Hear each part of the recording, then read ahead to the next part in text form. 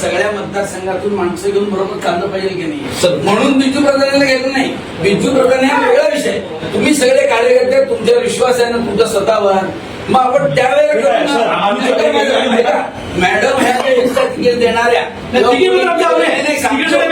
सगळंच टोटल सगळं असं नाही. सगळे आपण एकत्र येऊन विचार. आता आमची काय मागणी आहे, कार्यकर्ता खचलाय यांना पुढे दिल्यामुळं, कारण यांनी गुंडगिरी केली, दादा गेले, दगडफेक केले आणि पक्ष विरोध पक्षाचे मोदीला शिवाय दिलेत, फडणवीसला शिवाय दिलेत, विजय देशमुख मार्गाला शिवाय दिलेत, त्याच्यावर रेकॉर्ड आहे. आणि राष्ट्रीय शिवसंघाचा कार्यकर्ता मोरे त्याला लाकडा दांडग्याने मारलेले.